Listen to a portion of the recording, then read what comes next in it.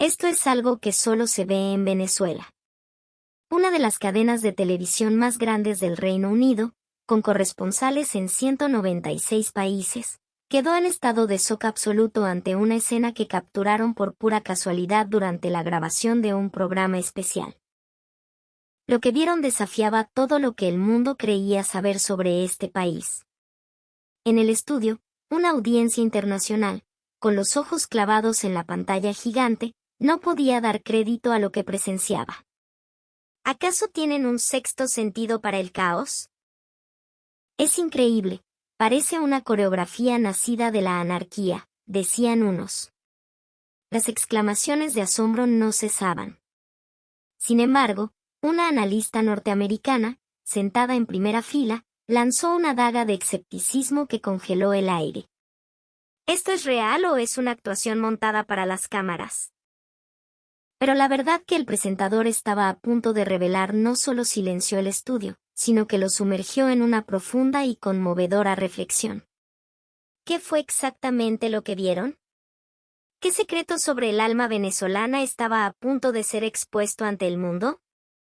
La BBC, una institución mediática con una historia que se remonta a 1922, construida sobre pilares de imparcialidad e independencia, había decidido producir un documental para explorar las profundidades de la cultura y la sociedad venezolana.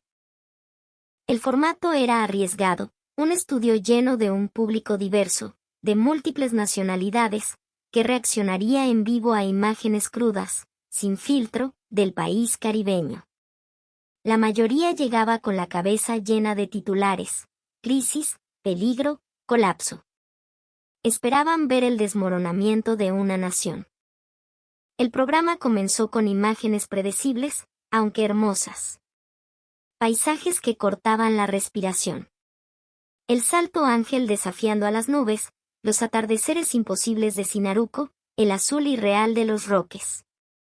La audiencia asentía con la cabeza, una belleza trágica, pensaban.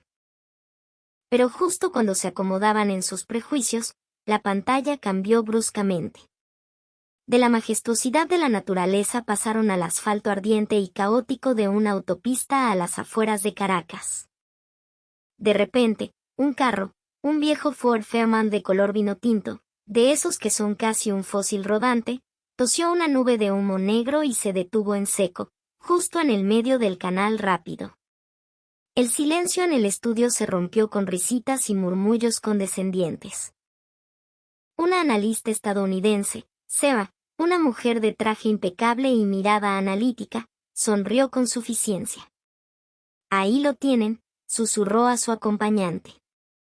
La metáfora perfecta. Un país descompuesto, con carros descompuestos. La audiencia internacional esperaba lo peor. Pitos ensordecedores, insultos, caos. Esperaban la ira, la frustración desbordada de un pueblo al límite. Pero lo que sucedió a continuación los dejó petrificados. El carro de atrás, en lugar de pitar, se detuvo. El conductor, un chamo joven, se bajó con una calma desconcertante. Otro carro paró. Y otro. En menos de un minuto, una docena de extraños rodeaba al Fairmont averiado. No hubo gritos. No hubo discusiones.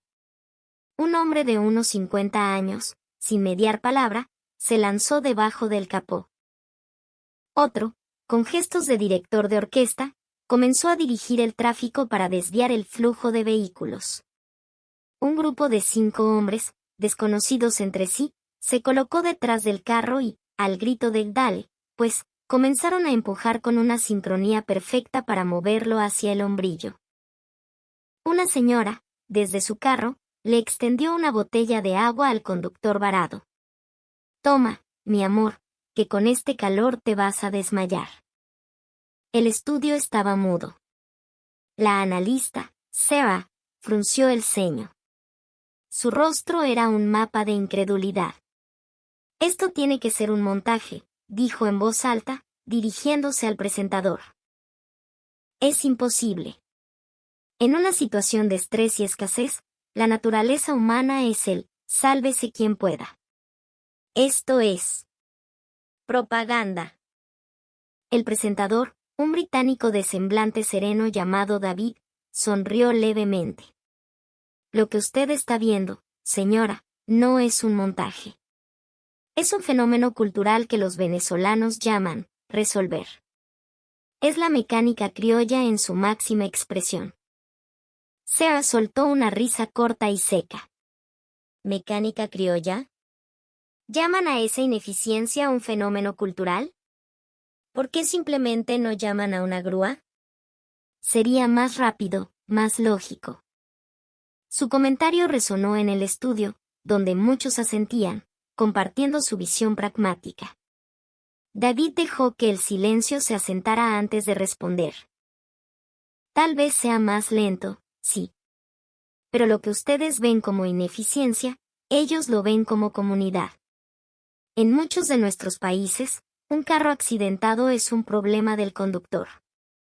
En Venezuela, un carro accidentado es un problema de todos los que están cerca. La pregunta no es, ¿quién tiene la culpa?, sino, ¿cómo resolvemos esta vaina juntos, panas?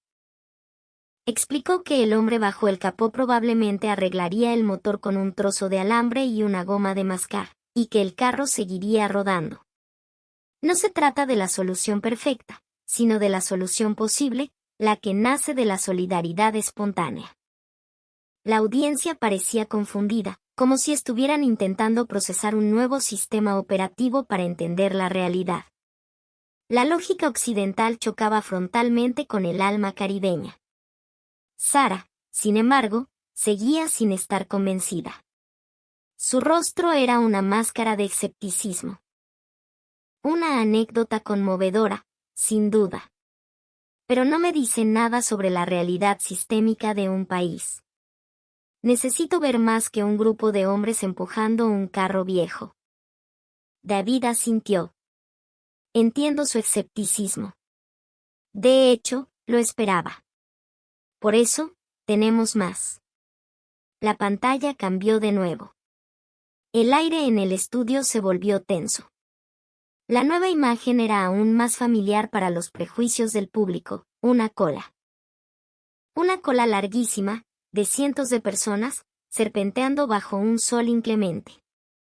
No se especificaba para qué era la cola, podía ser para gasolina, para comida, para un trámite.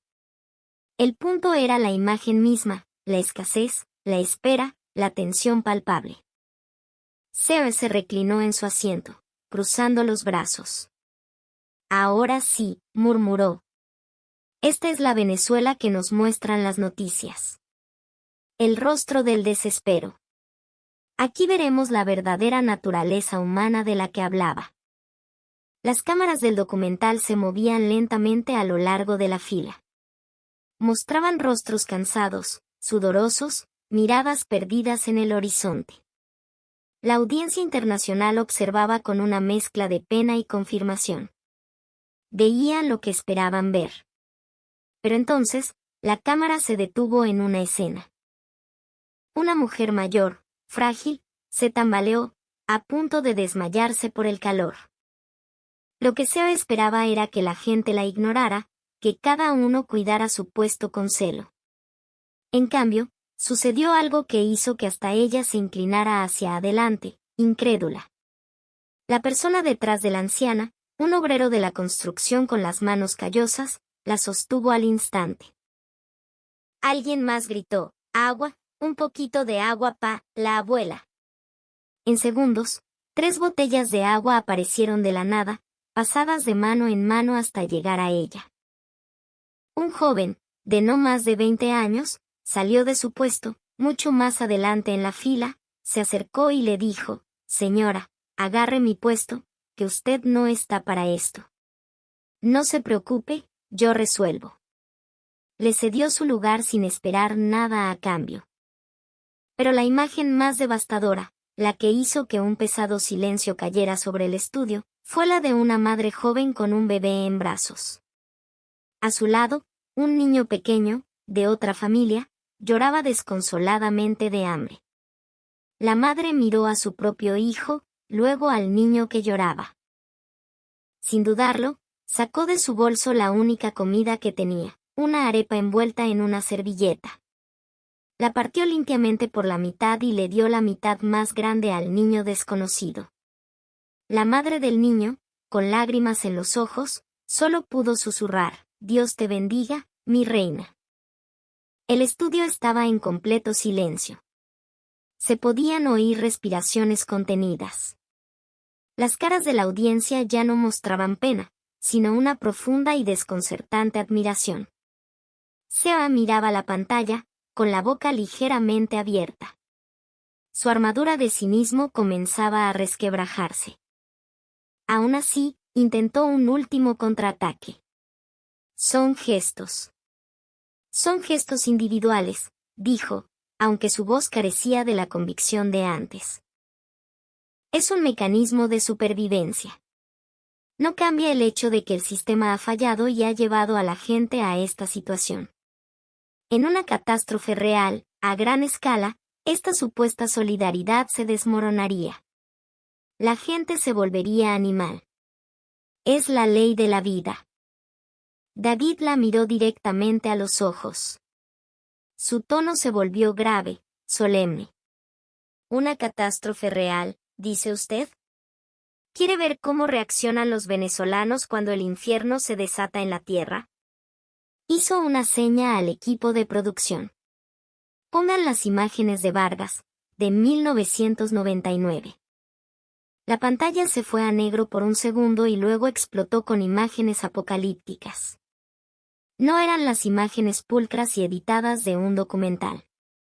Eran grabaciones de archivo, granuladas, caóticas. Un torrente de lodo y escombros del tamaño de un río, arrasando con casas, árboles y vidas. Edificios enteros desapareciendo bajo la corriente marrón. Gritos, llanto, la devastación más absoluta. La audiencia jadeó. Algunos se taparon la boca, otros apartaron la mirada. El poder destructivo de la tragedia de Vargas silenció cualquier debate. Era el rostro del apocalipsis. El estudio quedó sumido en una oscuridad emocional. La desolación era abrumadora. Pero entonces, el foco de las imágenes cambió. Dejaron de mostrar la destrucción para centrarse en la respuesta humana. Y lo que mostraron fue tan increíble que parecía ficción. Se veían pescadores en sus pequeños peñeros, navegando sobre lo que antes eran calles, arriesgando sus vidas entre los escombros para rescatar a gente atrapada en los techos. Se veían cadenas humanas, hombres y mujeres con el lodo hasta el cuello, agarrados de las manos para sacar a un extraño de la corriente mortal. No había uniformes, no había equipos de rescate oficiales. Era gente común. Eran vecinos salvando a vecinos, y vecinos salvando a desconocidos. La imagen más potente fue la de las calles que no habían sido destruidas. En lugar de saqueos, de gente corriendo a robar en las tiendas abandonadas, se veían hogueras improvisadas. Decenas de personas habían sacado la poca comida que les quedaba y habían organizado sancochos comunitarios gigantes. Cocinaban en la calle, en ollas enormes, para alimentar a cualquiera que tuviera hambre, rescatistas, sobrevivientes, soldados. ¿No se preguntaba quién eres, solo tienes hambre? Un hombre que lo había perdido todo, cubierto de lodo, se quitaba su única camisa seca para abrigar a un niño rescatado que temblaba de frío. David dejó que las imágenes hablaran por sí solas durante un largo minuto. Luego, con la voz cargada de emoción, introdujo el golpe final. En su momento, entrevistamos a un jefe de un equipo de rescate suizo, un hombre que había trabajado en zonas de desastre en todo el mundo. Esto es lo que nos dijo.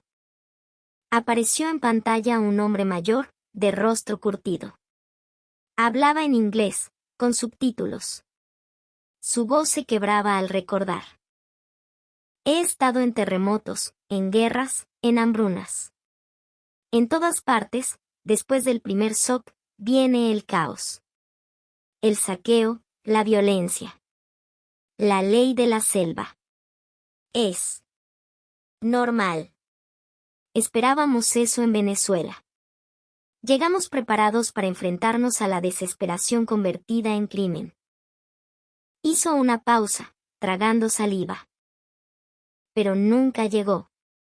En 20 años de carrera, es lo único que nunca he podido explicar. En lugar de robos, encontramos gente compartiendo. En lugar de peleas por el agua, encontramos gente dándole su última ración a un niño. Habían perdido sus casas, sus familias. Todo. Y estaban dando. Nosotros vinimos a salvarlos, pero creo que ellos nos salvaron a nosotros. Nos recordaron de que está hecha la humanidad. El testimonio terminó. La cámara volvió al estudio. No había un solo ojo seco. Hombres y mujeres de todas las nacionalidades lloraban en silencio. La audiencia estaba completamente rota, desarmada. Miraron a Sarah. Su rostro impecable estaba descompuesto. Una lágrima solitaria rodaba por su mejilla, dejando un surco en su maquillaje. No dijo nada. No podía. Su visión del mundo, lógica y cínica, había sido demolida por una avalancha de calor humano. Permaneció en su asiento, inmóvil, mirando a la nada, completamente vencida, no por un argumento, sino por la abrumadora verdad del espíritu humano. David, con la voz suave, rompió el emotivo silencio. Ese espíritu no nace solo en la tragedia. Está tejido en el ADN de su cultura, en su forma de hablar. ¿Por qué creen que un completo desconocido en la calle te llama, mi amor, mi vida, corazón? ¿Por qué un amigo no es solo un amigo, sino un pana, un hermano? Explicó que no eran simples palabras, sino una filosofía de vida. Una inclusión inmediata y sin condiciones en un círculo de afecto. No le dices, gracias, a un hermano por ayudarte, porque se da por sentado. No le pides, perdón, por necesitarlo. Simplemente estás ahí, el uno para el otro. Cuando un venezolano te dice, Dios te bendiga, al despedirse, no es solo un gesto religioso. Es un deseo genuino. Un escudo de buena voluntad que te lanzan sin conocerte, esperando que te proteja en tu camino. La atmósfera en el estudio había cambiado por completo. La condescendencia se había transformado en un profundo respeto. David entonces se dirigió a una mujer sentada entre el público. De hecho, dijo, creo que tenemos a alguien aquí que vivió esta realidad en carne propia. Una mujer de aspecto europeo, de mediana edad, se levantó. Su voz era clara, pero temblaba ligeramente al recordar. Yo viajé a Venezuela hace unos años. Quería conocer el interior del país y alquilé un coche. En una carretera rural, muy lejos de cualquier ciudad, una llanta explotó. Estaba sola, sin señal en el celular, en medio de la nada. Entré en pánico. La audiencia escuchaba atentamente. Esperé horas. Estaba segura de que tendría que dormir en el coche. Entonces, se detuvo una camioneta destartalada. De ella se bajó una familia entera. Un hombre, su esposa, 3 niños. Mi primer instinto fue el miedo. Me iban a robar. Pero el hombre solo sonrió y me dijo, tranquila, mi reina. Que ya vamos a resolver esa vaina. En media hora, no solo me habían cambiado el caucho, sino que insistieron en que los acompañara a su casa, un pequeño caserío cercano. Me dieron café. Arepas. Los niños me mostraban sus dibujos. No me dejaron irme hasta que estuvieron seguros de que estaba bien. Cuando intenté pagarles, el hombre se ofendió. Mi casa es su casa, me dijo. Hoy por ti, mañana por mí. Nunca en mi vida me había sentido tan cuidada por extraños.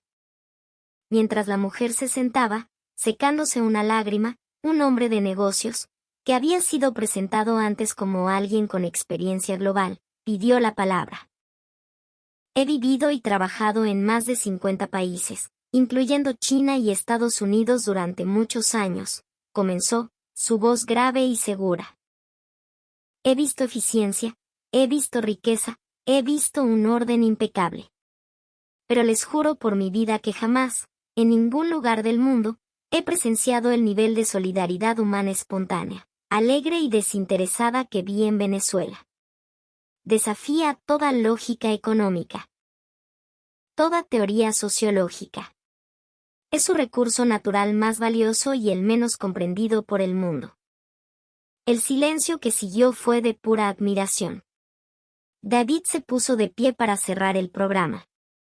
Miró directamente a la cámara, como si estuviera hablando con cada venezolano que vería ese video en el futuro. La razón por la que esta cadena, después de reportar desde 196 países, decidió hacer un especial sobre Venezuela no fue para mostrar su crisis. Fue porque estamos convencidos de que en las acciones de su gente hay algo que el mundo necesita aprender desesperadamente. Hizo una pausa, dejando que las palabras calaran. El carro accidentado, la arepa compartida, el heroísmo en medio del lodo. No son actos aislados. Son manifestaciones de un mismo espíritu, la empatía radical. La creencia inquebrantable de que somos responsables los unos de los otros. El mundo les enseña a competir, a acumular, a proteger lo suyo.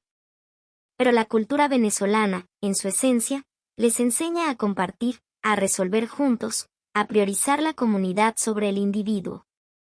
No es un sistema perfecto. Pero en un mundo cada vez más fracturado y egoísta. Esa capacidad de ver a un extraño y llamarlo, pana, hermano, mi amor.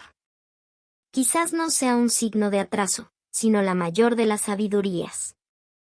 En un momento en que muchos se preguntan qué le queda a Venezuela, la respuesta ha estado siempre ahí. Les podrán quitar muchas cosas, pero nunca podrán arrebatarles eso que llevan dentro. Ese calor humano.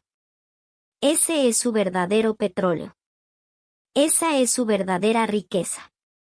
Y es inagotable. El estudio estalló en un aplauso atronador, largo y sentido. No era un aplauso para un programa de televisión. Era un tributo a la resiliencia de un pueblo. En los rostros de la audiencia internacional ya no había prejuicios, solo una profunda, humilde y sincera admiración por el milagro cotidiano que es el corazón de un venezolano. Un milagro que el resto del mundo, a menudo, es incapaz de ver.